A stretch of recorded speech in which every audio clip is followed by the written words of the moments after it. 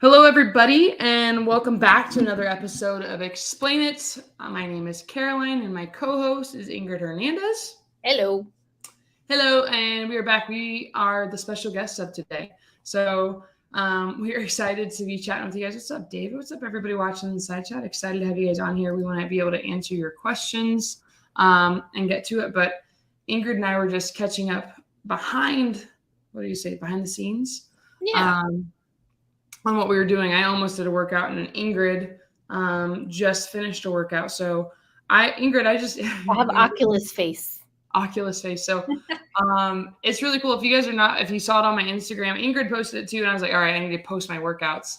I've had so many people message me because I started using the Nike running app, and I've probably had 30 people message me and say, thank you for inspiring me to do this. So Ingryd inspired me to post my workout, and I hope that I inspired somebody else to just go dig into the things they don't want to do and getting it done.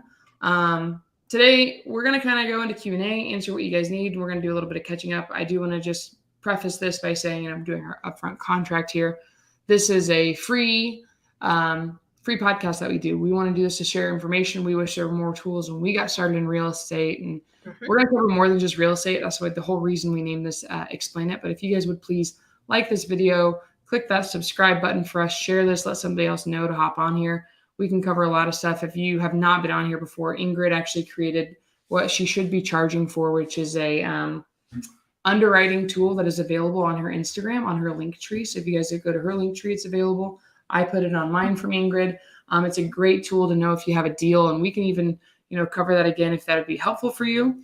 But I want to kind of talk about like digging into stuff that makes you uncomfortable. And I know you mentioned we were talking offline about how we can push ourselves and kind of create a challenge. I read when I did 75 hard the first time. I know it was just, you have one more day left on phase one. I am on day, let's see. I am on day 29 of 30 for phase one of 75 hard. Tomorrow's your last day. Yeah. Tomorrow's my last day. I love it. So if anybody here is looking to if you want more out of yourself and you want to start hitting your goals, I will say when I did 75 hard, and then when I also incorporated reading David Goggins' book, Can't Hurt Me, is really when I had a switch flip in my head. That's where I was just like, I am being a little baby about this. I need to really squeeze the most out of this. So I read the book when I did 75 hard, and Marlin was talking about, he was listening to the audiobook. Have you read it before, Ingryd? I've listened to the audiobook. Mark and I were on some road trip and we had it playing. I prefer the audiobook gives you more because they don't have the little podcast episodes in the book. So there's extra stuff in the podcast, which is, in the audiobook. In the audiobook. Mm-hmm. Yeah.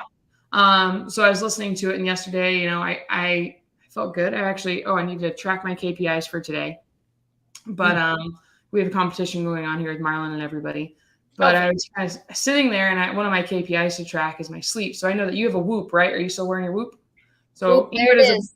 There it is. Ingryd has a Whoop, and I have an Aura ring. So I don't know if the camera will pick that up, but there's little sensors in there that track my heart rate, my temperature, all of my things. And I was just like, I need to hit 10,000 steps. Another one of my KPIs is tracking how much sleep I get.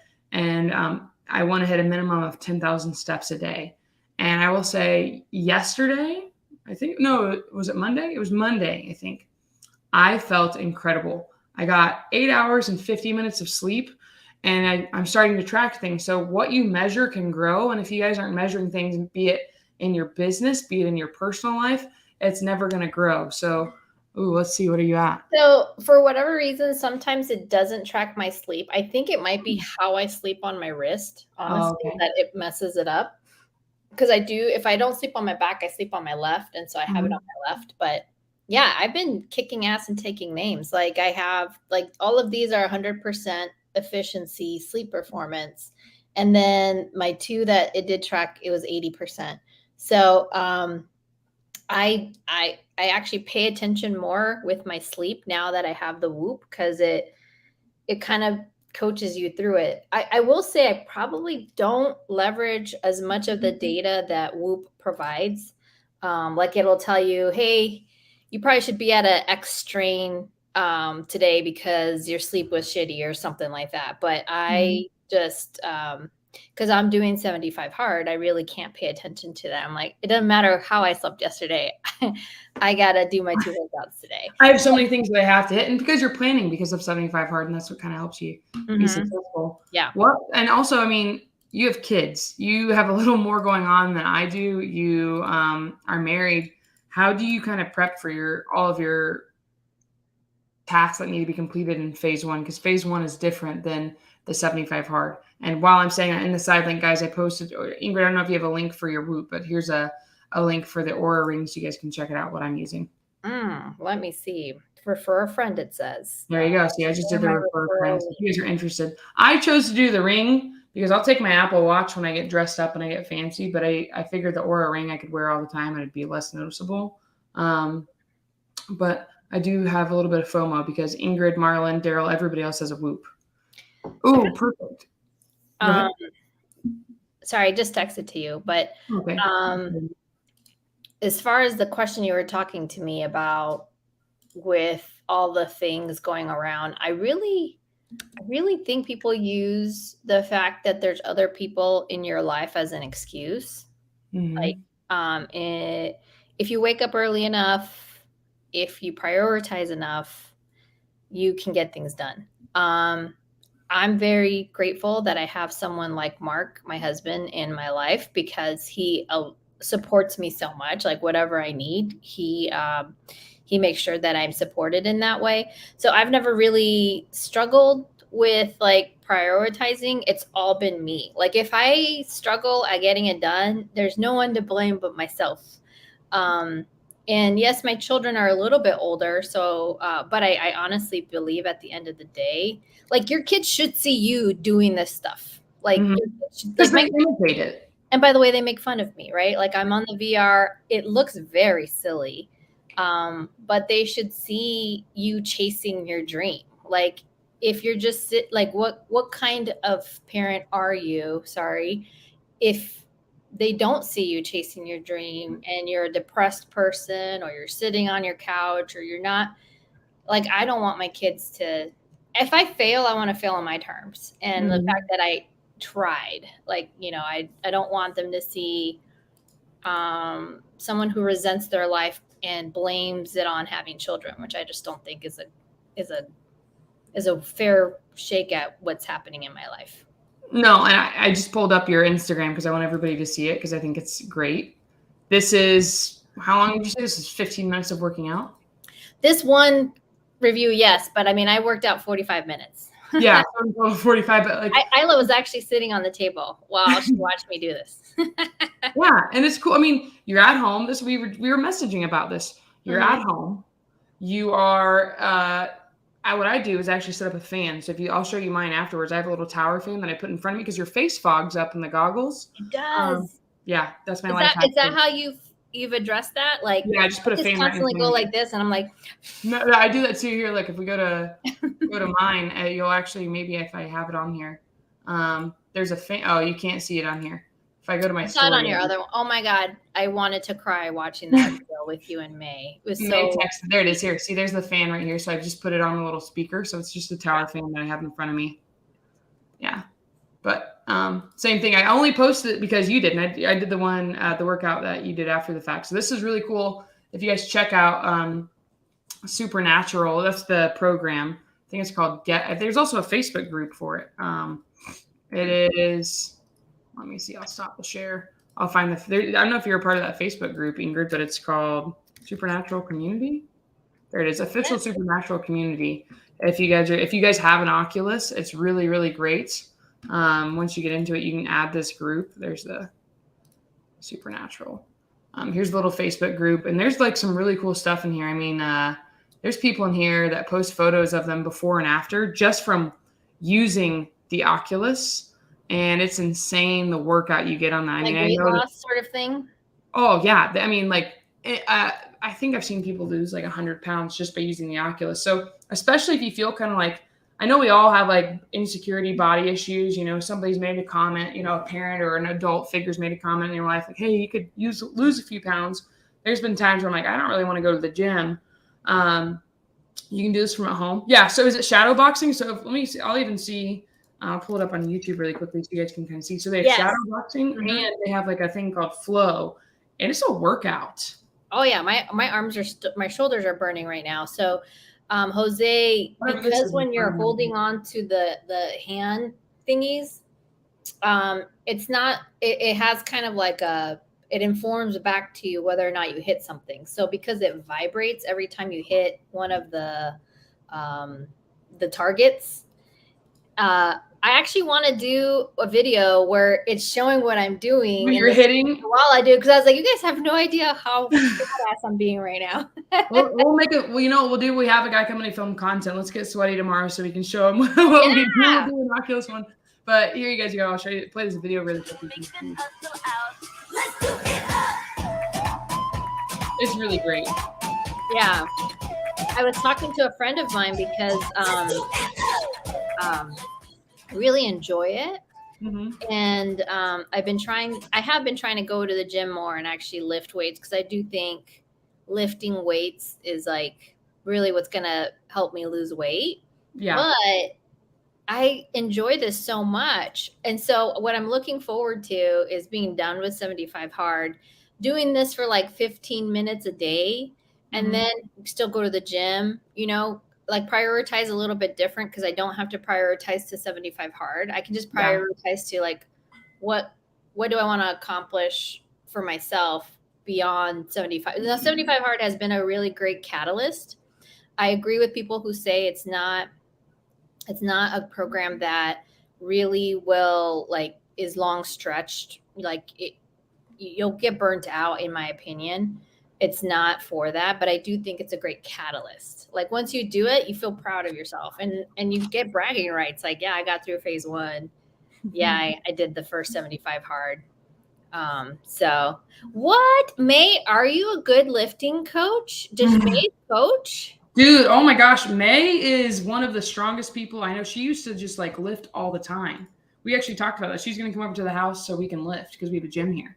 Yeah. May, I mean, what May does, like before she started running, all she did was lift. She'd lift like 2 hours a day.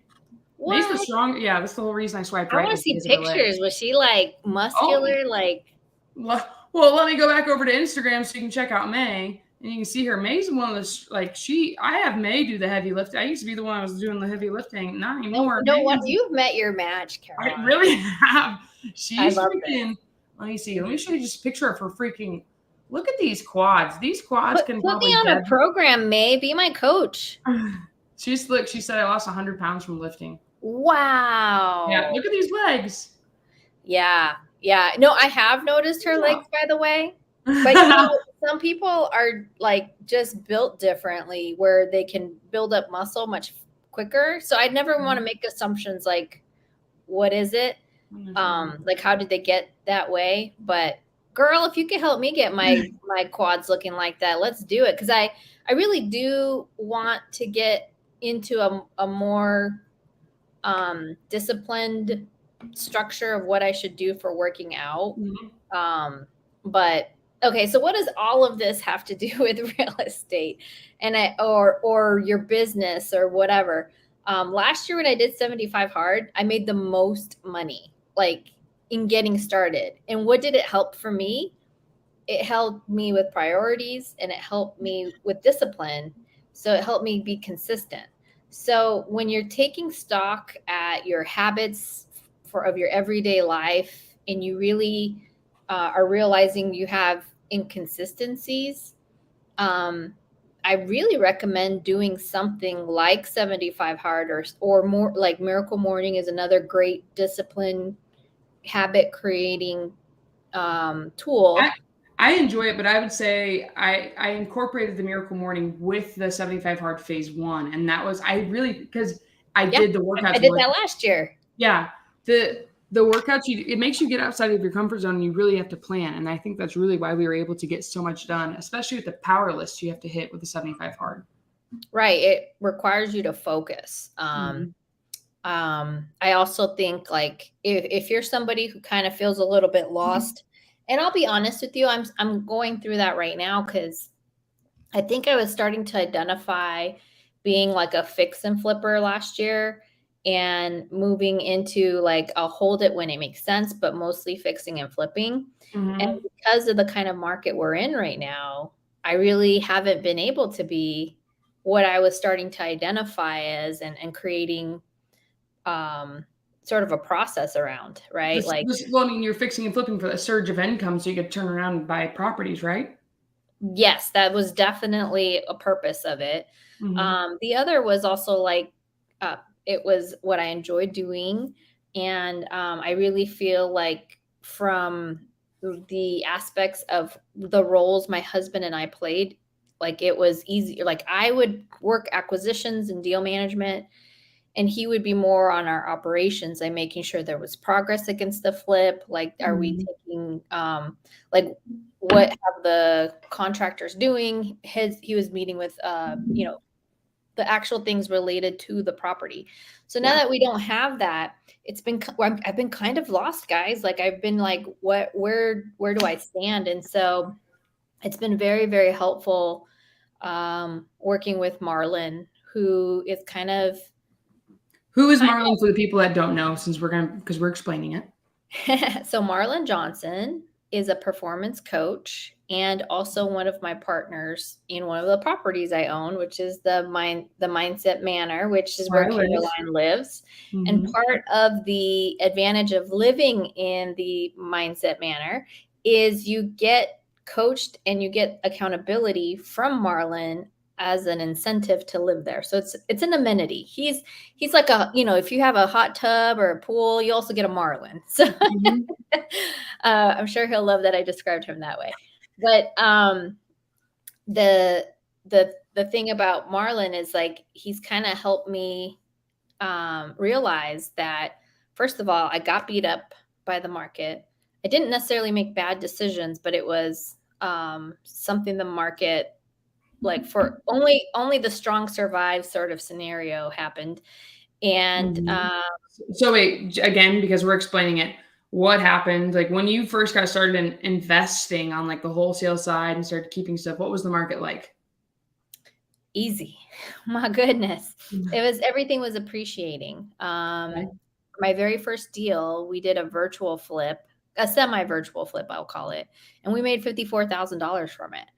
Our second deal was a wholesale, and it was a $26,000 wholesale. We did split it 50-50 with the guy who helped us dispo it, but it was like super easy.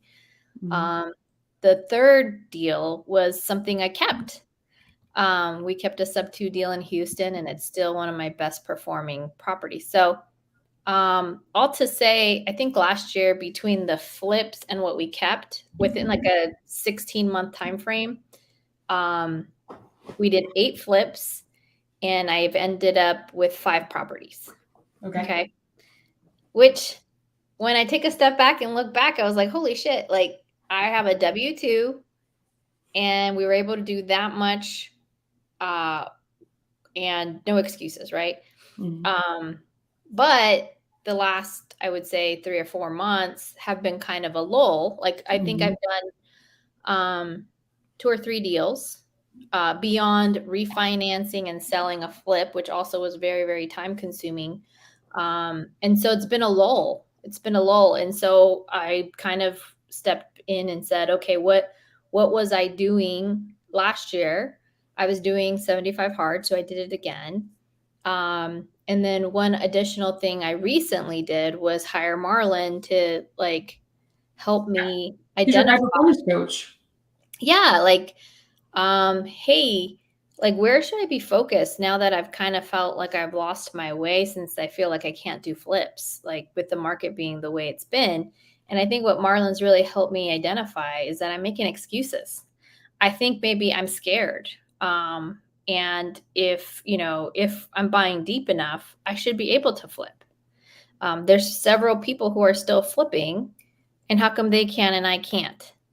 And so it really kind of, poked at my maybe limiting belief right now, because I did get burned on a property in Round Rock, Texas. And then in order to keep our property in Tucson, I did have to, I had to deploy a lot more capital than I expected to keep it. Now, in the grand scheme of things, this is a marathon. So having to put whether my money was in a bank or against an asset as a real estate investor, putting it against an asset that's brand new, like technically new roof, new HVAC, new everything, because we did this flip from top to the bottom. That's not the worst place to put your money. Mm-hmm. Especially just for the reference and for this recording, like for the time where we are, we had a bank fail a month ago. Yeah, that's right. So, I don't think that's a bad idea at all, especially also just for everybody as well. Like, what do banks actually give you on your money if your money's in the bank? 0.001% interest points, like, like maybe 3%, or depending on where you have it. Yeah. Yeah. So here, what did Darren say? What do you tell yourself when you feel as though nothing is happening or changes? I feel like he was asking that right when we were talking about working out as well. Oh, okay. I love one of the things that you've said before, Caroline, and that's 1%. So can you look at yourself and say you've gotten 1% better every day? And it doesn't have to be a dramatic change. It could be just a decision you made or a way you felt about a decision you made that maybe would have been different in the prior times. Like I recall how I felt when something came up in my real estate business. I could actually feel my heart like jump a beat and like kind of get really emotional inside, even though maybe outside I didn't say anything. And then now when something comes, it's like I'm already expecting it. So like I don't get as emotional internally when I react to something because of the experience. You kind of start aggregating as the year comes along and more stuff comes across your desk. Like for example, when we found out there was a $21,000 lien against the house in Round Rock, I mean, that thing beat me up. So I was like, okay, there's another day. Like, geez, what else is coming? I remember you saying it was kind of like your baseline. You didn't even stress you out anymore because you were just so stressed out at the moment. Yeah, I was like, I can't change anything. So how are we going to deal with it? So, all right. Well, then, I mean, you were really stressed out. I mean, I was watching you and I was like, I was limiting myself, I think, from seeing you going through all this. I'm like, ooh, Ingrid's stressed out. I don't know if I want to get into like situations that could stress me out too, because I just knew I didn't have as much of a buffer like you did to be able to like catch up in case the market went, completely opposite direction. So when you get like, I know for me, I feel better when I go for a walk or I get moving instead of just dwelling on those thoughts because it gives me anxiety. You can't change the past, and worrying about it doesn't make it any better. So I'm curious, what do you do when you feel as if nothing's going to change? How do you get out of that rut? Connect with your campfire? You talk to Marlin? You talk to Mark about it? Do you go for a walk? What works for you? I would say, although my performance is not the same as it was last year when I did 75 hard, really leaning into doing stuff with Mark, for example. Sorry about that. My phone rang. That actually was a really nice reprieve to have, because he would just let me talk it out and then I would feel 100 times better.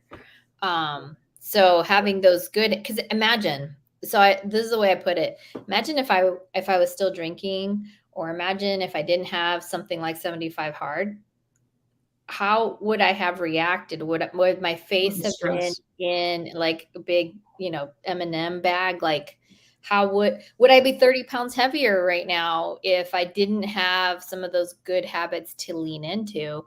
And it's really hard to judge in the moment because you have something like 75 hard and maybe you're not seeing the changes you want. But then you realize, well, what would the opposite of this have been if I didn't have it? And who knows, I maybe would have been like, I'm not kidding you, because I can gain weight pretty fast. I could have been 30 pounds heavier right now. I'm an emotional eater too. Whenever I get depressed, I'm like, oh, it feels good when I'm eating. So I'm a snacker too. For sure. I mean, how many times have we snacked even during this thing? Because this podcast is just talking about making one where we just eat popcorn. Yeah. So to kind of condense that, I guess, Darren, find a new outlet when you're overwhelmed or stressed out by things. And I don't know, maybe we should, because I know we talked about doing the 75 soft, but look, there we go, snacking. I know we talked about doing the 75 soft, and we did it before for a little bit, Ingrid. Maybe we do another one that's just for 30 days. We just do a 30-day soft and just get back into it. And we do it as just, we can tweak it to where there's workouts and we have to like post on it. And maybe we do some kind of like hangout thing. We can do a party at the Mindset Manor. So if anybody's local, they can come hang out with us after the fact. But I do better when there's public accountability. I know I should have these things that are internal, but there's something in my little ADD brain. I love checking off a little check mark and being, oh, I completed it, and posting. I will say when I did the 75 hard the first time, there's no way in hell I would have completed it unless I'd made a public statement saying I was doing 75 hard. And one of the cool things that I really appreciate about May, and this comes back to just kind of like maybe something in my childhood, I have a hard time keeping promises to myself. When things get tough, I'm like, oh, you know what? I did really well. And one thing I really applaud May on is she does not quit. If she says she's going to do something, she keeps the promise to herself. So what was it, 2 weeks ago when I was not sick, when May and I were both really sick, we both had our own houses on our deathbed. And the Sunday before, she had told her friend that she would run a marathon for her over in Lake Havasu. So Sunday, she told her friend she'd run the marathon. It was going to be the next Saturday. Monday, we started to not feel well. I remember we were both like, ooh, we don't feel good. And then like Tuesday, I felt like I got hit by a Mack truck. And I remember being like, oh, we had agreed to drive over there. And I was like, do you really want to go and do this marathon? I mean, we are definitely dehydrated. I know we're exhausted. Like it was like COVID and the flu combined for the worst stomach bug you could ever have. And she's like, yeah, I made the decision when I signed up. And she ran freaking half marathon, like super sick. So to be around, like, and same thing with Marlin. Like so tonight you're invited over, Ingrid. I bought a pizza. Oh, you probably can't eat the pizza, but I bought a pizza from Costco, and we're gonna play the cash flow game that Robert Kiyosaki. Wait, tonight? Yeah, can I come over? Yeah, come over. I'll bring my own food. Okay, bring your own food. We're gonna play at 7:00. But we did it last week. Marlon and I played it twice, and I played with my mom in May, and we found out that we were playing wrong. But the fact is, Marlin played with me when we were up till 10 p.m. playing the game, and he still went for a run. He ran and did 8 miles that night, whereas I would have been like, no, I already stayed up late to play the game. It's my bedtime. But being around that campfire and the accountability group of people saying, no, I'm going to keep these promises to myself, that's something I've never experienced. And I mean, I have a military background. I did the things when I was told to, but being my own boss and like doing that run, there's something being around those people gives you that high. And secondly, I'm going to tell you, listening to that the Can't Hurt Me book by David Goggins again has just been like brought out that little dog in me. I'm like, yeah, no, I can do these. I can do hard things. And I was just listening to it right before I hopped on. We were in the back saying, can you hear me? I was still listening to the book. And it was something like, we have caveman brains, everybody. We have caveman brains that are built to protect us. So when we feel uncomfortable, that's our mind just telling us to like, hey, whoa, don't use up all of your energy because you have to forage for food. It doesn't realize that we now can go to freaking Trader Joe's and get whatever we want. And David Goggins said something like our brain, I can't remember what it is. Our brain tells us to quit when we are like exerting 40% of our energy. So you still have 60% in the tank. And I actually think at the beginning of the book, they do a little excerpt talking about rats. Do you remember that? They talk about rats that they put in water. There were scientists. The hope situation. So yeah, for everybody, if you haven't read, you absolutely should get which by the way, I guessed it correctly. You got the hope. Yeah, you knew. Yeah, I guessed why the mice continue. Do you remember why? Do you remember the whole bit? So what I recall, because this has now been at least more than a year ago, what I recall is that they were experimenting with how long will a mouse fight to stay alive when they're like waiting in water, and it was some sort of time, and then they timed it. They took the mice out. So the first time they put the mice in, I think they died. They drowned in 9 minutes. Yeah. Because they were hopeless. They had no idea that they were going to be able to live. And if you guys didn't know, rats and mice are swimmers. They can they swim through your toilet. They swim through sewers, like rats are swimmers, and mice. And what they ended up doing, I think right before the 9 minute mark with the second batch of mice, they went in and saved them and gave them a breather. I think they gave them a breather for like a minute, 5 minutes, and they put them back in the water.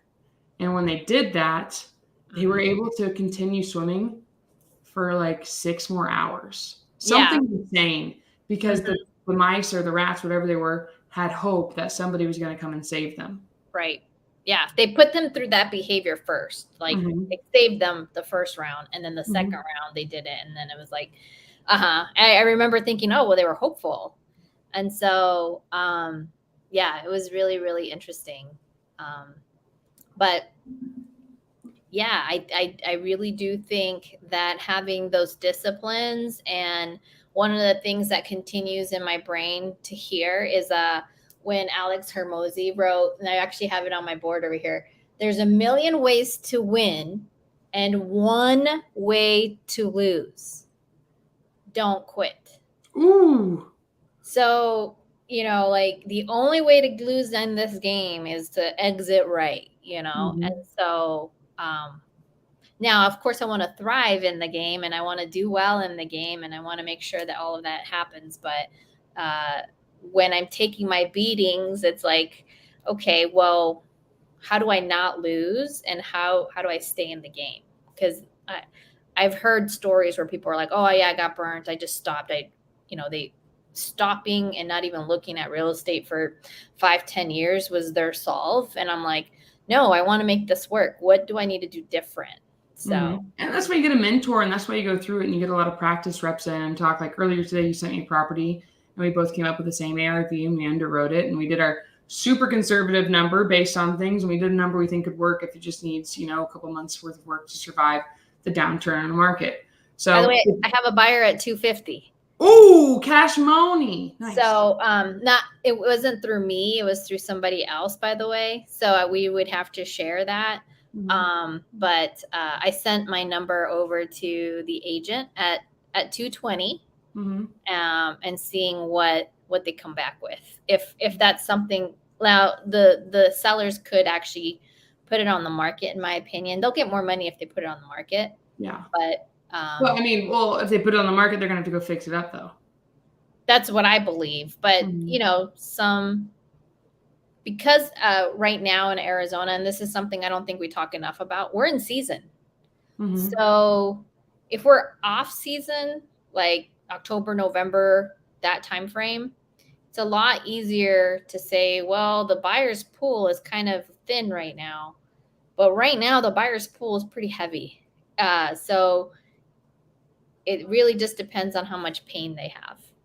If their pain isn't quite to that degree, then putting on the market, it will get them a better number, in my opinion. Because it's a big house. I mean, 1670 square feet, 3-bedroom, 2-bath. Like, that's a big house. And so I can't imagine the market not serving them something between 300, 325, even in the condition it's in. Good point. Well, there we go. Perfect. I was going to say, there's a few, and then Brianna got a question further up. So Darren just said, underwriting question. If the property is overpriced with below market rents, how do you calculate property value once rents are raised to market and the equity onto the purchase price? So I'm not sure, Darren, if you understand, if you've gone through like any underwriting for this, because this question kind of puzzles both of us. So if you're talking about doing it creatively, that's when you really care about the rents. If you're just talking a straight up wholesale cash deal, you're going to like wholesale it from one of your LLCs to your other after you fix and flip it. Different beast. If you have no comps for a property and trying to buy it for cash, I mean, unless you're getting it really, really cheap, I would not be locking that up. I would go into finding, it's actually on my YouTube channel. So if you go to my YouTube and you go to the live tab, you can see I actually show you how to find rents in an area. So you can kind of look in the outside. I'll post that, or I'll put that on my Instagram later tonight so you guys can see it. It's just called How to Find Rents for Free 99. It's pretty easy on Zillow. So it doesn't cost you any money. But I would say if it's overpriced and the sellers or the prospect is not motivated, I would just put them in your follow-up and just keep talking to them. You can't make a man convinced against his will is of the same opinion still. So if somebody's not motivated to sell to you, I would just move on. But keep that relationship, and you're probably going to just continue to work it. Ingryd, do you have anything? I'm not even going to cover the creative aspect of this because if they're overpriced, I don't know how motivated they are. Well, yeah, there's two components to this. Is this a cash deal or is it a creative? Because then you have two different components. Because if it's overpriced, but the value add could be to raise the rents. If you're going to do things that are a little bit more traditional in terms like a DSCR loan, all you do is you work your way backwards. So if your DSCR loan has to be at like a ratio of 1.25, right? So DSCR loan stands for debt service ratio coverage. Mm-hmm. And generally that means if my mortgage is 3,000 and my rents are 3,000, that's a ratio of 1, right? And right now, most DSCR lenders expect a higher than 1. So usually about 1.25, so that you're covering the mortgage. And the mortgage is the whole PITI, principal, interest, tax, and insurance. So if the property is overpriced with below rents, so they're asking a lot, but the rents aren't even covering what the market rent is, there is an opportunity there because you could raise rents. But is that overpriced price if I was doing a traditional DSCR loan, like 20% down payment, what after that is resolved for, would it cover my ratio? And if it doesn't, then you can actually bring that math to the seller and say, dear seller, even a bigger pockets investor who's looking for an 8 to 10% return, they can't cover this. And here's why the math doesn't work, right? From a creative finance perspective, the price of the property really doesn't matter as much. I still think it's important. I'd rather not overpay a property by more than like 5 to 10% of the market, because then I have to take that into account when I do my terms. What does that mean? If I'm buying a house, let's say at 440,000 and the property is actually worth 400,000, right? That's 10%. Well, the pay down, so what I pay down on that 440,000, by the time I have to balloon payment it out, I need to make sure I've paid down my principal as much as possible so that I can refinance the seller back out. So that's just one piece of the purchasing price, but let's put that aside. If you're going to go take it down creatively, what matters more is less the price and more the cash flow. So if you're already at below rents, but you want to give them the overpriced purchase price, the overvalued purchase price, what matters more then is your terms, which then I would recommend make sure that your terms are 10, 15, 20 years out on a balloon, if a balloon is even something that gets challenged. Some sellers don't even care about a balloon. They're okay with terms going across a 30-year amortization schedule, which is great. That would be like primo, the most ideal. 0 interest, 30-year amortization, those would be the bomb to get. So if that's the case, then forget about purchase price, focus on the terms. Can you cash flow or at least break even with those below market rents? And then when those tenants are out, then cash flow. I mean, that's something I would do. Like if you brought me a property and like, hey, your rents should really be $300-$400 more, and that's how you'll cash flow. You just got to wait it out 3-6 months with the existing tenant, and then you'll cash flow. I would take that deal all day. So I hope that was helpful, Darren. Shoot us over what you have. We'll help you. If it's in the middle of nowhere, Alabama, probably not interested. The biggest thing I can say for everybody who's especially getting started in real estate, pick a market where there's action happening. Okay, I'm from Nowhere, Indiana. I'm not buying in Nowhere, Indiana. And this is what we've been taught by our mentor, go into an area that has like 0.08% appreciation each year. And you're just going to have those buffers. We were talking about this. Wholesaling, you get a chunk of cash. You get that chunk of cash. That's the only way to get rich. You need to have those big surges of income, because if you just keep waiting on a paycheck, you're never going to be able to get ahead. So that's really, really important. Darren, you can shoot us deals over. I'll put it in the side chat for everybody. www.thedealdispo.com. I forgot to type in deal. thedealdispo.com. So throw that over there for us and we can take a look at that. I'll look at it in the morning. I also want to go over a few, so it's over in the side chat for you guys, a few of the other questions that we had. So Joseph says he has a few underwriting questions. This is really important. I wanted to mention this. So you should always not be the smartest person in the room, okay? If you're the smartest person in the room, you need to move to another room. And if you're the smartest person in the room, you should be helping those around you, share your knowledge and get the heck out of that room. Don't get stuck with people sucking the life out of you. I know it's happened to a few of us before.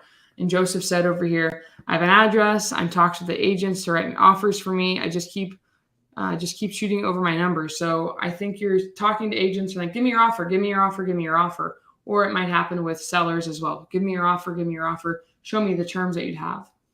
I'm a victim of this, and you might be as well before, Ingryd, where we'd underwrite stuff for people and they wouldn't even give us the opportunity to be the first one to buy the deal. Okay. If you're going to take your time and your knowledge that you've paid for and poured into to learn, don't just give it away for free. All right. I would get mini agreements with people that you're talking to. Like, hey, I will shoot you a contract, but if I will shoot you an offer over, if you're going to be talking to agents, I'll shoot you my numbers over, but I just want to know, when will I be, if I shoot it over to you, when am I going to hear a response back? Will I hear one by the end of the day? Am I going to hear one tomorrow by the same time? Don't let them string you along forever. Don't tell somebody that you're going to look at a deal and underwrite that if they don't give you the first dibs to buy the deal. Okay. Yeah. Because you're just going to waste a lot of time and you're not going to make any money. And again, you just can't live off of that W-2 paycheck. It's never going to give you that large surge of income you need to go invest in yourself or go buy something that's going to help you get a nice return. So also, I would say, I don't know if you saw his comment up here, Ingryd, but this is basically a few underwriting questions. So if he has any questions, you can throw it in. I would love to consider Charlotte. So if you're wholesaling specifically, Caroline and I would love to see those and see about maybe giving you some coaching on where those numbers should be, with the expectation that we would like to be your buyers. So yeah. We have money right now, guys. We have money that we're looking to deploy into deals. Yeah. So you girls need to be able to replace that or put it in and get some sushi money. If we don't get a ton in the cash flow, but we'll take it out to sushi if you give us a house. All right. So Brianka had a question. I've been running into leads that don't math long term. Do you ever buy something that works only as a wrap, short term, etc.? Ingryd, I'm going to let you answer this, and I'm actually going to ask you a question. What happened with the Buckeye property? Did you guys sell that? I knew you were going to ask me that. I'm curious. So the answer to your question, Brianka, is yes. And then the follow-up to that would be, I'm very hesitant to do it again. So we have a property in the city of Buckeye here in Arizona. It's a 4-bedroom, 2-bath, beautiful, 1,862 square feet, if anybody is looking. At this point, we're kind of deploying a different approach. A few. One is my partners who are helping me dispo, that's their responsibility in this deal, is that they were supposed to find buyers. Well, we're almost done with month 3 in trying to dispo this property.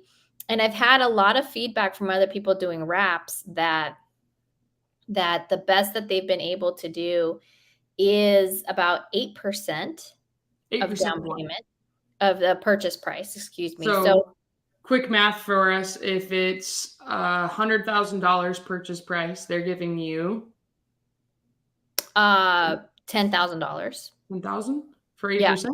Oh, I'm sorry, 8,000. Forgive me. I thought you were asking me about what my criteria is. No, so they're all in. They're paying down payment is $8,000 on a $100,000 purchase price. Yeah, exactly. Where we're generally looking for 10% to 15% down payment. Why are you generally looking for a 10 to 15% down payment? We want enough skin in the game so that when a buyer takes over a wrap or a creative scenario, that we know they're not just going to easily walk away from it, right? Mm-hmm. It has to be painful for them to do that. So that's usually why. And then the other component of this is that because we're normally buying it, 5 to 7% of the purchase price. So our goal with a wrap is to make our money back and get a little bit of cash at the time we close, because the wraps that we've been in front of right now, the cash flow isn't ridiculous. It's like $200, $300, $400.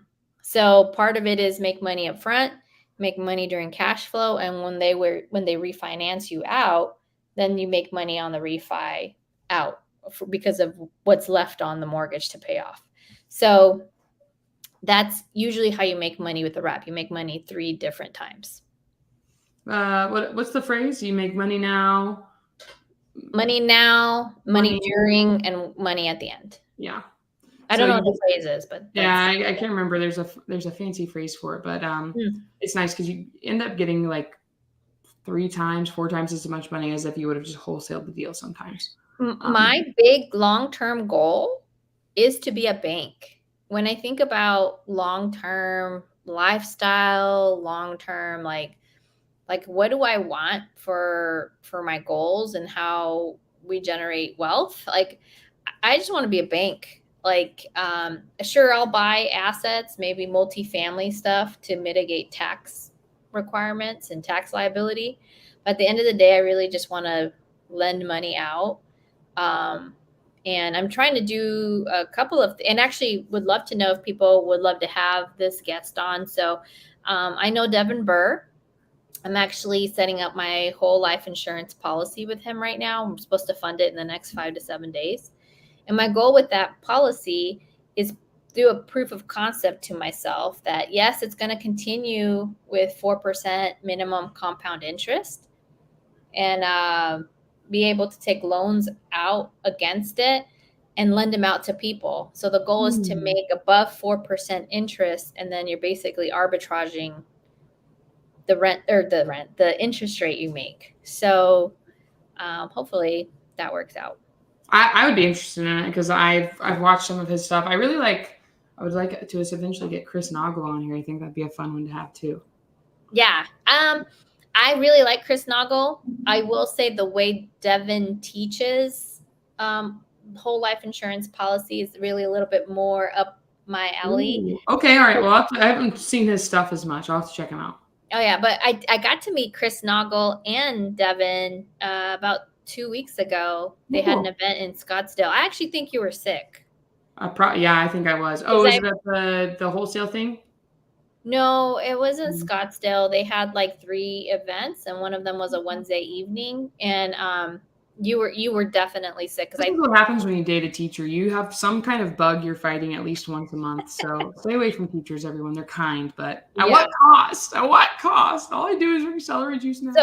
So back to Brianca's question, I would recommend to have at least 2 to 3 exits per property. So if the math doesn't math, have more than one way to exit and just try to be as creative as possible. And sometimes, I was listening to Stephen Hunt. He is one of our student colleagues, I guess, in SubTo. Partners, you've partnered with him? Yeah, I've partnered with him on 2 different deals, and both have been very great. Like, one was a wholesale, the other one was one of our best performing flips. And he kind of went through a few creative scenarios that he had to kind of rearrange his exit on a podcast he recently did with Austin Arbach or something like that. Anyway, if you're interested, I'll put the link into that podcast. But sometimes you should be reaching out to other people like Caroline and myself, because you may not be seeing something we can see. Especially if we very clearly understand what the seller wants. There was an example where Steven at first needed to raise $850,000 on a property in Sedona, which would require him to pay that would allow him to fix the house up while everything else was happening. I don't remember now, but instead he went back to the seller and rearranged what ultimately was going to be the same answer in the end for the seller. They're going to get $1.2 million, but he restructured the deal so it had a better advantage for him. He only had to raise $450,000, I believe. And that way he could use a hard money loan. The way that the banks would see the purchase, it would be a purchase done at that $450,000. It was basically a Morby method. And again, once he's done with that property, it's going to be worth $2.5–3 million. So getting the rest of that money to that seller shouldn't be a problem. But I'm really excited for him because he had to think through, like, hey, this math isn't mathing. How do I make it math? And it's not just with math. Sometimes when you hear a hard money lender say, nope, I'm only lending at 15%. Well, I found a lender today that does 10% hard money, right? It's like, oh, I actually can get different answers from different people. I need to be talking to more people, right? Sometimes we get caught up in this silo. I'll give you an example for the Buckeye deal. Like, we've been doing bandit signs and we've been doing Facebook Marketplace. And so I was like, what can I do that's different? Why is this so difficult? Yesterday I told Mark, I go, can you go search all the agents that have actively closed a deal in Buckeye in the last 2 or 3 months and text them the deal. And he had 4 different agents saying that they were interested in the property. Ooh, okay. So little creative thought there. It's just a different strategy when you're trying to get the thing sold. When you're desperate, you figure it out. Well, I'm excited for you. I'm saying, because Ingrid and I talked about it before, I just don't want to deal with wraps for that headache. I'm looking for the in and out, but it sounds like you're going to get paid now, during, and at the end of this because you were able to take the bigger risk than I was. So it's really cool. Oh, Victoria, look, she's done the whole life insurance for 6 years. And she's done that strategy. That's fantastic. I hope it's multiplied your money. So I'll ask Devin to see if he'd be willing to come on to the podcast in the next couple of weeks. We'll have to work on scheduling and getting a little bit more systematized with that. So, yeah. All right. Did you see Brianca's other question? Oh, perfect. Okay. Have you ever purchased a house creatively where you had to pay the first lien mortgage payment, DSCR payment, and the PML every month? Or did you only use the DSCR when you're taking over the entire purchase? Isn't that what you do when you get a DSCR? You're taking over the entire... Yeah. So when you're doing a DSCR loan, you're clearing all existing debts. So it's a brand. So it's not subject to. It's not like you're getting private money to get a down payment for the DSCR. Okay. So you're just wiping everything out and you're replacing it with this DSCR loan. And to get the DSCR loan, you need to have good credit with your LLC, correct? Not with your LLC, personally. Personally, but you're getting the loan through your LLC, or are you getting that as a personal? Correct. Okay. I knew I had the recipe. Yeah. So I'll give you a great example, Brianca. I did a fix and flip in the city of Tucson. I had a private money lender in first lien position, and I had another private money lender in second position. And the DSCR loan, the new loan I had to go get, required that I had enough equity. And if I didn't, I had to make up the difference with cash, which in this scenario is exactly what happened. I had to make the difference up in cash. And when I did that, it wiped out all the existing debts. So my private money in first, my private second, they got satisfied. And now the new DSCR loan sits as a first lien position.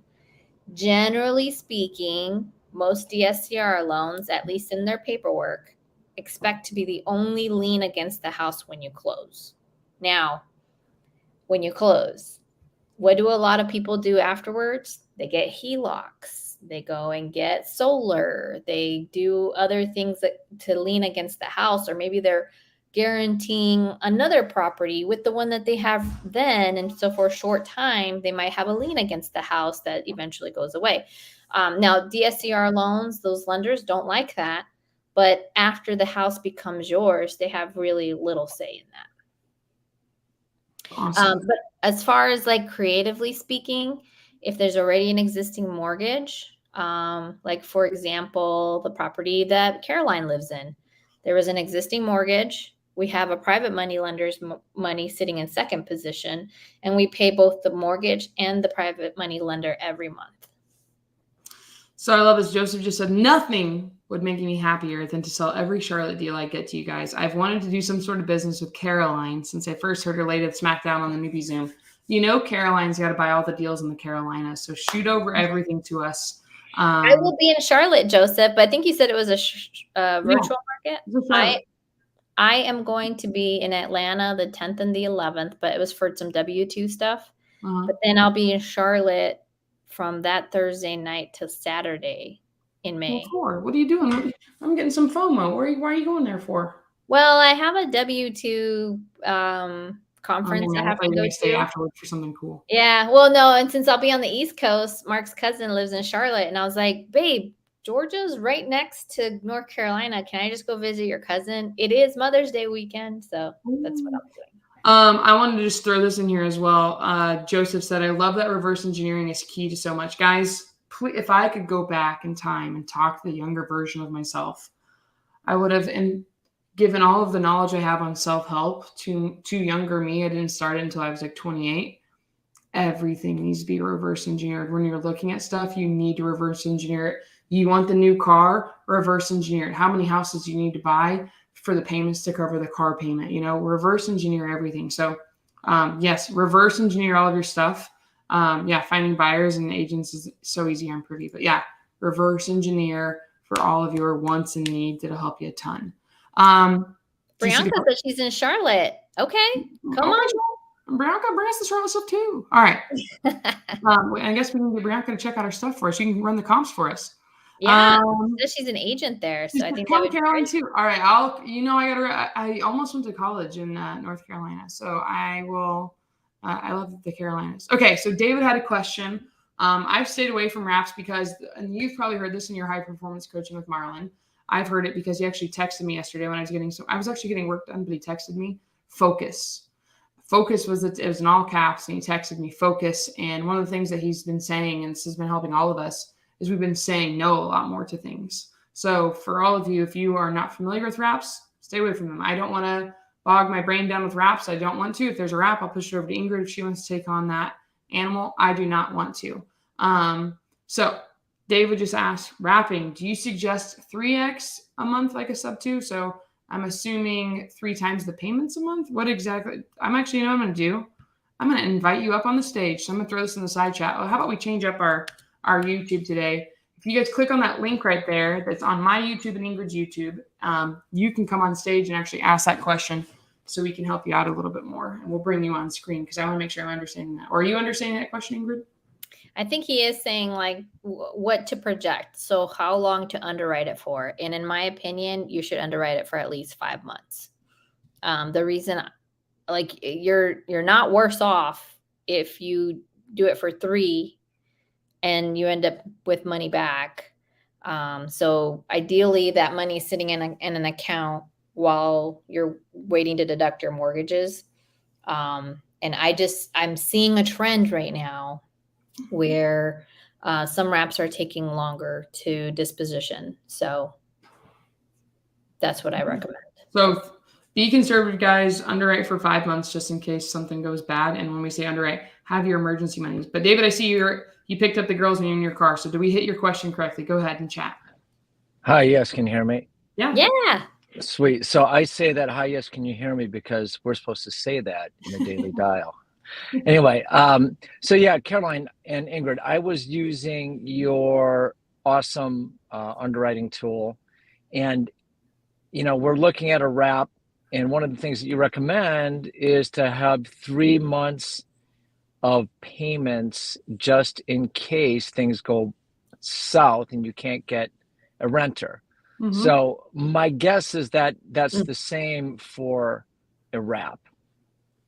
But Caroline, you don't want to answer that because you don't like wraps. But Ingryd, I don't know if you heard her. She just answered that. So you might have been clicking on the link to get in here. I was, yes. Yeah, no problem.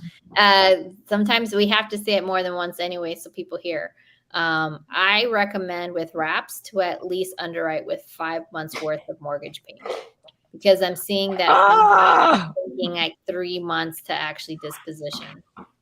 Like mine is ending month 3 right now. You're not the only one though. Daryl did a live today. Daryl's had one he's been paying for 6 months or something. A lot of people I'm seeing are holding on to wraps longer than they had anticipated because it's not what they do every day and they're having a harder time finding buyers. Right. Well, it's not what we do. This is kind of like, well, this will be our first deal if we do it that way. And we're just looking at the ways that we're underwriting it. And so that Is it in affects, Charleston? I want you both. Here's what we're going to do. Okay. You ready for this? Birdie's my wife. I know, Caroline, I know you know that. And Ingryd, I don't know if you know that. I don't know if you know Birdie. Birdie's great. David and Birdie are both great. They're big action takers. I already like her name. Well, anyway, so we want to I want to like do a brisket meetup with some pulled pork and brisket, and we want Caroline and Ingryd and Tanisha would love, and my son loves DQ. Okay. My son walks around the house going, "Let's go."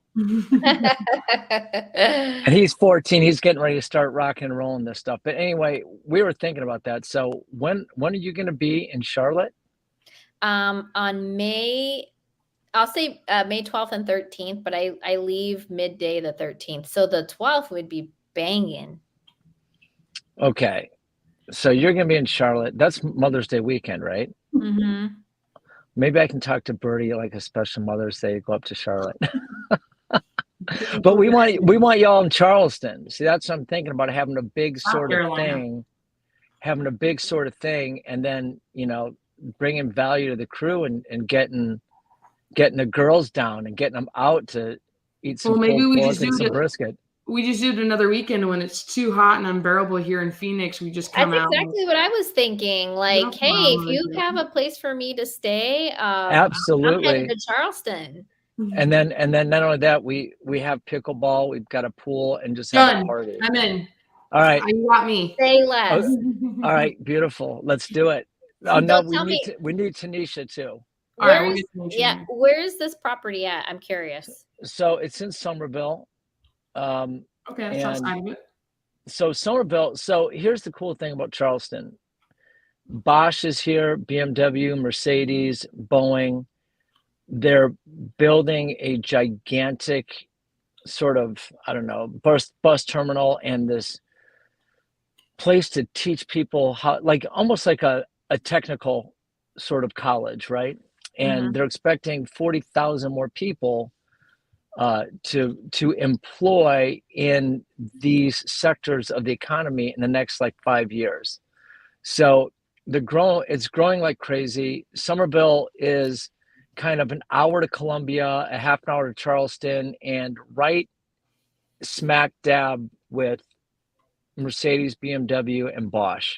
And it's very close to Boeing as well. So there's a lot going on. And Somerville is probably 20 minutes from Boeing, and probably 20 minutes from all of the different. I've heard it's also companies. About 20 minutes from the airport, correct? Yeah. See, I might have a rap fire for you. Oh my gosh. So listen, my sister has been talking about moving there because her partner works for Southwest, but his family is all located there. Oh my gosh. We've been talking about, okay, what do you need to do to buy a different house here? Because she lives in a townhouse that my brother and I purchased. But we would be making so much more cash flow if she wasn't living there. But she's been saving while she lived there. So I told her, what if we found something for you in North or South Carolina? And Somerville came up. And so it's okay, I don't mean to cut you off, but I just got excited. It's a brand new house. I mean, it literally still is under warranty. When we go to fix it up and clean it up, it's going to be like $200. I mean, they were in the house for 3 months. And some bad things happened, and it's sad. It makes me sad, but we're helping them out of that situation because it is a pre-foreclosure going into foreclosure. And Caroline, I mean, this is because of you two, actually, a few months ago, where you're like, just do foreclosures. Go stop a foreclosure. That's right. So that's my focus right now. Is just hitting those, and I'm also doing some Astro Blaster and just making phone calls with that. And so the goal here is to get somebody in there. And now if we could, oh my gosh, that would make me so excited to get your sister in there. That would be, and it's beautiful. And we're helping these people out. House is great. What are the numbers? You don't have to give me the addresses. Like, what is it? 4-bedroom, 3-bedroom? It's, I think it's 4.3, and I think it's 2,400 square feet, brand new home. I think I can have Alicia send you, DM you on. So Alicia is like, so it's me, Birdie, and Alicia. Alicia's here. She started like maybe a month before us. And she's kind of the introvert. So she's kind of handling all the back end stuff. But I'll have her send you, Ingryd, on DM all the information and what we're looking to do. It's a sweet house. It's a very sweet house. So the story was that we'll take a look at it, and Ingryd will get back to you. And with the 4.3, I mean, I'm already imagining a couple of different exits. Yes, you could wrap it, but it also sounds like it could probably be a good midterm with that many bathroom counts. I would love that, but the HOA has a one. So that was the other strategy we were looking at, and this is for all the newbies. Like I'm still a newbie. Obviously, I'll probably be a newbie for I think it's about a year until you're really not a newbie. But you know, we didn't look into the age. We got so excited about doing a deal. We got so excited about helping out this couple. Hey, you're stopping an auction. That was the goal that I gave you. Right. So we're stopping the auction. We've got to get. There's a couple different strategies. We're actually thinking about possibly still just assigning it because we need the money on Saturday. Okay. Otherwise, it goes up another $1,000, which isn't the end all be all of everything, but it's $1,000 more about. But what I did, I called the pre-foreclosure. There was no number. I checked Zillow. I saw that it was under, it was on Zillow as being sold and it was being marketed. And so I called the agency. I got the name of the gal. I called the gal. She didn't get back to me. I gave her to Birdie. Birdie called her, met her.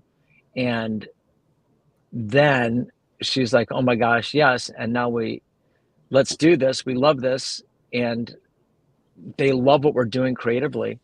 And then they said, hey, we have this woman who's got a portfolio of 25 properties. Yes. There you go. And really, and it was literally calling a pre-foreclosure. So, and listen, and I suck on the phone. I'm not good at any of it yet. Hey. What you say matters. If you think you can, or you think you're right. No, I am a closer. I am certainly a closer, and I am awesome on the phone. Not as awesome as I'm going to be on the phone. Okay. Right? No, I believe that 1,000%. And I love you girls. Aww. I was watching Jason, and Jason's got those crazy like pictures in the back, like it kind of freaks you out a little bit. Lombardi. But yeah, and Lombardi, and he's so like, he just seems like he's such a tough dude. But my gosh, man, when he was on with Custon the other day, like my heart just started swelling. That dude is so freaking awesome. This is so awesome. Yeah, everybody's you're awesome, dude. You're awesome. Hey, you're killing it because I told you guys to focus on one thing. You took it. You're focusing on pre-foreclosures, and you're nailing it. That's just. I had a great mentor teach me this. Narrow the focus, expand the reach. You're going to cover everything if you narrow the focus and expand the reach. And just so you guys know, it was Ingryd who said that to me. Well, I'm going to, and I'll have to tell you, this all came like I'm doing Keston in his purpose ways, right? And so it's like just more intense versions of Tuesdays, right? And so I got your 2 books, by the way. Not the two, not your 2 books, but the 2 books I recommended. Because like my whole thing, I got really super specific because it takes a while to get specific, right? You're just like, you're swimming against stream and you're dodging all these rocks and waterfalls. And you're like, oh my gosh, I'm going to drown. And then all of a sudden it slows down a little bit. And then all these terms start making sense. And then you're like, okay, I don't even really know what my avatar is yet. I kind of do, but I don't think it's super important right this second. Nah. I am 100%. I will tell every newbie that's out there that's newer than me, that it will take a while, but definitely focus is the key. And if I am you, I just go straight into foreclosure, start door knocking, and start making phone calls, because it's crazy how that works. Those people are the ones.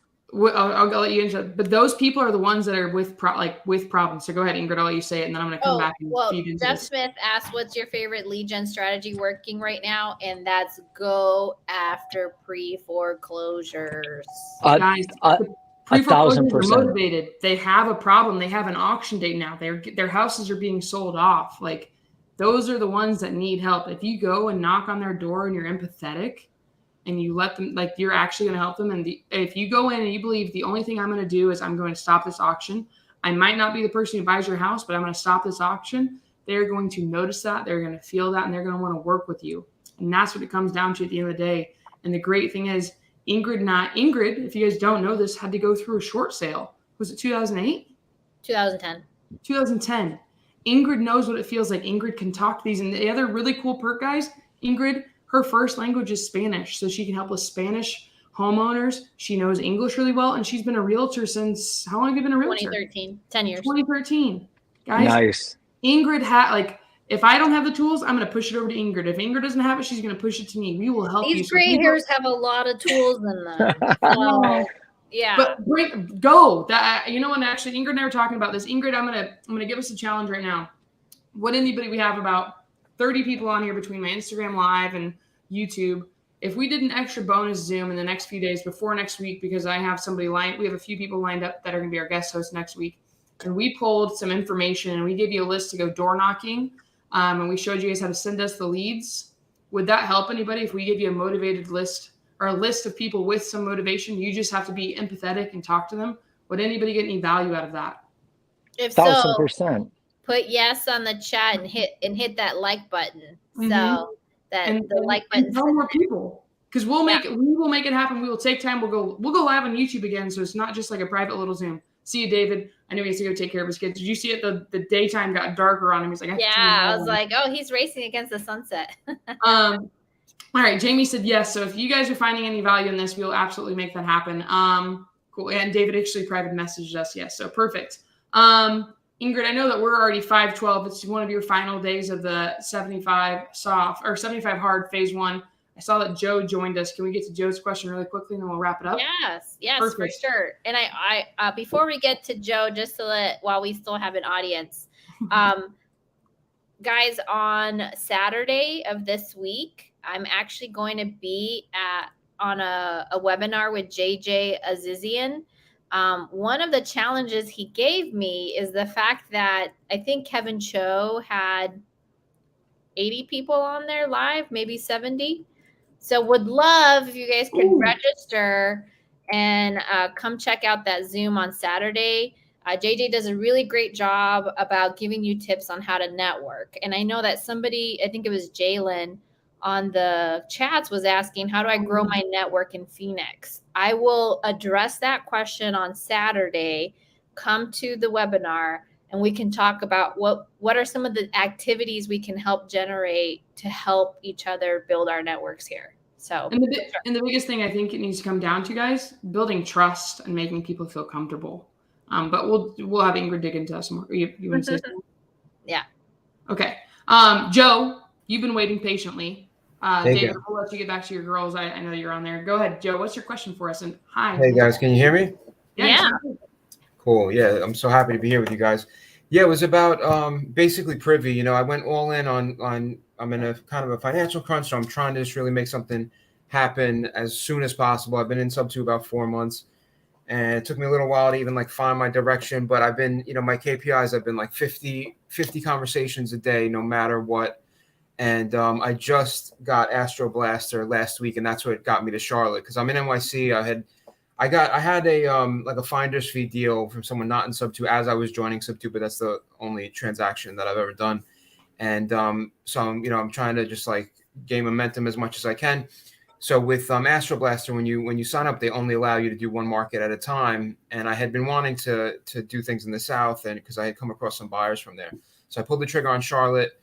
After doing it like 50 plus agents for the 2 weeks that I had it. Just yesterday, I finally hit a guy that like was just the easiest conversation I've ever had. I mean, I'm not afraid to talk to people. That's never been the thing. I guess confidence in like knowing what I'm talking about, although I can bullshit that somewhat easily from time to time, even though like it doesn't feel good to do that. But my biggest thing right now is that, so I got familiar with Privy, and how to comp basically, like in my opinion, that's aside from reverse engineering the buyers and things like that, the comping algorithm that like at a glance you can get to know a market really quickly, Yep. And so I'll look at the, a lot of such recent sales because of this market.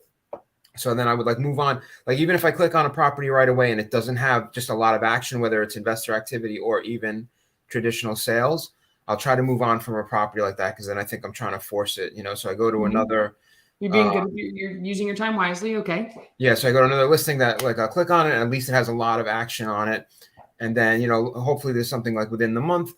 So then even when I'm thinking that I'm going to come in at this offer for it, I'll reach out to, someone in SubTo in that market and they'll be like, oh, no. And it would be like $100,000 off, So I guess with all this, when it comes down to it, that I'm still not like feeling great about my underwriting. Gotcha. Hey, I'm going to stop you really quickly. So you're saying they're coming off $100,000. You're $100,000 off from your comp and what the number somebody from SubTo is giving you? Yeah. Okay. Dude, I'll help you underwrite stuff, but go ahead. Yeah. I appreciate it. I mean, maybe that's an exaggeration. Like it's happened a few times. I don't know if you guys know Chad Glover. He's amazing. Oh, Chad knows that market. I'm having dinner with Chad Glover when I go to Charlotte in a couple of weeks. Tell him I said hello, man. Yeah, I stalked him like last week, and then he, got on a couple calls. Chad's great. Phenomenal. If I were you, I don't know if Chad has a YouTube channel. I'd ask him if he can underwrite deals with you, or if you can get into a Zoom with him and you can underwrite some deals with him and ask him questions. That's the biggest thing, especially when you're getting started. Why I do that with Ingryd. There's certain pockets of Phoenix because I'm not from here. I don't know where everything, like I actually sent it to Mark, her husband, on one. I was like, this deal I just found seems like a home run. How has nobody offered on this yet? And he's like, oh, even though it looks like it's the same neighborhood, it's not. These are completely different build models. It's not a comp. And my number had to be about $70,000 less because I talked to an expert that knew that particular pocket of the Phoenix metro area. When you are comping and when you're having somebody review it, you should be like, ask every question. Hey, how did you come up with this number? How did you know this? And that's what you need to do. And this is, I go back to this earlier today on the Daily Dial. I've been talking about this book. I'll throw the link in here one more time for you guys to get it. It makes it super easy. It's, and I'll put it on my Instagram so you guys can all find that. Actually, if you go to my link tree, you'll see it. If you go to my link tree, my Instagram, you'll see the link for this. But asking questions the Sandler way. We want to be a better closer. When you go to the doctor, when you're in the doctor's office and the doctor walks in, do they just look at you and like, oh, you're looking kind of pale. You need some vitamin D. Is that the first thing they say? No, they grill you. Well, they grill you. Yeah, they grill you, but they might just be asking questions, and we respect it because they're a person in authority, right? When we are talking to prospects or when we're trying to learn something, you need to be a toddler or you need to be a doctor.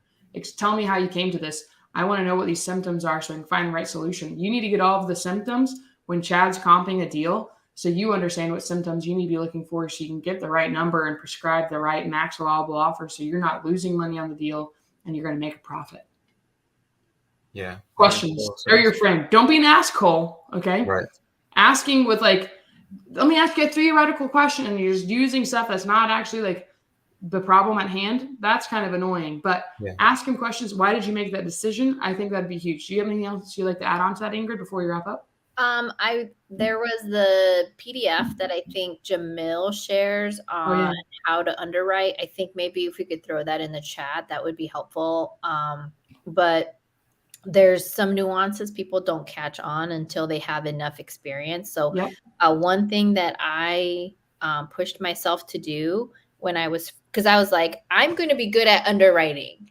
And so it's why I created the spreadsheet when I codified what Pace said about what are all the entry points in a creative deal. I was like, I need this to be systematized so that I can underwrite every day. And honestly, I only underwrote one property a day, and it could be a fiction, right? Like people are always looking for like a deal to underwrite. You don't even have to have a deal to underwrite. What I literally did was I picked a property on MLS and I said, okay, if this was a property that I could offer on, what would I need to know? And again, this is totally putting theory into like skill building. I was like, okay, this property is here. Let me go look at my Zillow way of finding rent. So I did it the way Caroline taught me. I also looked at rental meter. So I'm like having different sources of data. And then I was like, okay, here's what my rent would be. If so, then what kind of terms would I need to write so that I could cash flow what I'm looking for? And every day I would do that for, God, at least 3 months. I was practicing every day one property that had nothing to do with me actually sending an offer. And this was during the time that I was just really building up my skills. I know you said you're up against, I think we like, from like a money perspective, like you're probably, okay. I can totally appreciate that. And that's when you do partner up with people who can help you get that accelerator going. So like, as Caroline was mentioning, Chad Glover, then what you would want to do with somebody like Chad is you would want to commit to them. So one thing that you would say is, Chad, I want to be able to leverage your skill set because I don't have the 3 months Ingryd had to go build her underwriting skills. But if I have a hot lead, can I count on you to help me underwrite this? And if it pencils out, can we do this together? And as long as you have that upfront contract with Chad, then I'll take those any day. But I'm also direct. I'll tell you, Joe, you keep asking the same damn question every single time we meet. I need you to learn this or I won't have time. So you also have to be prepared to get that kind of feedback. No, it's amazing. Thank you. I'm trying to find that sheet. What would the sheet be called that has Jamila's rules? Comping. I'll type in comping. I just wrote an underwriting comping. Oh, you were writing? No, it would be comping. I was looking for, here we go. Here's the appraisal sheet. Okay. Perfect. Appraisal sheet. Yeah.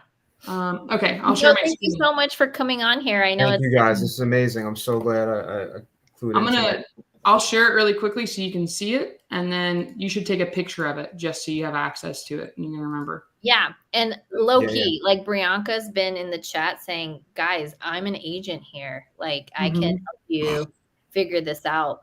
So not every agent knows how to comp. I will tell you that. And I'm not saying that's you, Brianca. So do be wary about that a little bit. So know like that an agent has enough experience, but Brianca's putting it on the line. She's saying like, hey, let me run a second set of eyes for you and I'll help you comp it. And that's amazing. That's a go-giver right there. And Brianca's an agent and she has MLS access. So she's going to have the fastest data. If you guys can get an agent with MLS access, that's great. Did you get a chance to take a picture, Joe?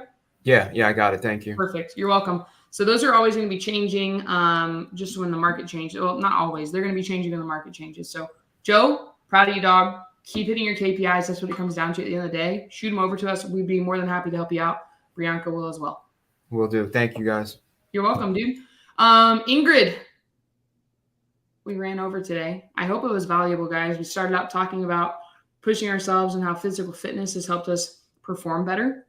We both have made the most money in our lives when we did the 75 hard challenge. All right. It's not called 75 easy, just so you guys know. It is called 75 hard. So it's tough because you have to plan. And if you're failing to plan, you're planning to fail. So keep that in mind, but check that out. We are going to make something up after this. We're going to come up with a challenge.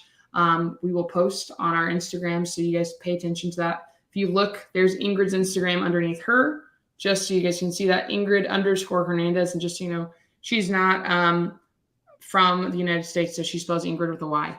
And so at the end, everybody always forgets that one. Ingryd is Scandinavian, but yes, I am from Colombia. Colombia. Oh, which, by the way, I forgot to tell you, I was asked to talk about creative finance on a creative finance in August at an event, but en español. Ooh. So I'm a little nervous about it. I haven't agreed to it quite yet. It's in Washington, D.C. It's this really rambunctious. You should do it. Push yourself outside of your comfort zone. That's exactly what I've been thinking. And so what I've been thinking of doing is on Wednesday nights actually is when the SubTo Spanish community meets. And I should go in there and like really test it out. Yeah. So what is it, in an hour? Hop in there. Yeah, we'll see. I'm supposed to go play cash flow now. Oh, that's true. Okay. Deanna, I'm going to reach out to you. Deanna, she's amazing. She's actually on my agent team, Family Tree. She has a property that she needs me to help her underwrite. It's in Dallas, I believe. Ooh. So, you know, Dallas is hot like pancakes right now. So we'll take Dallas stuff too. I'll be a Cowboys fan for a house over there. Everybody, thank you so much for coming in here. Please, if you could like this, hit that subscribe button. Help us. We're trying to make this the more that we can, share more information. And I just want to reiterate, because I'm seeing success with people door knocking, pre-foreclosures.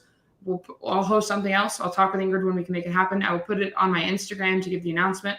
We'll schedule it. So if you actually go to our YouTubes and you click subscribe and you click the drop-down arrow, it only works on your computer. It does not work on the phone.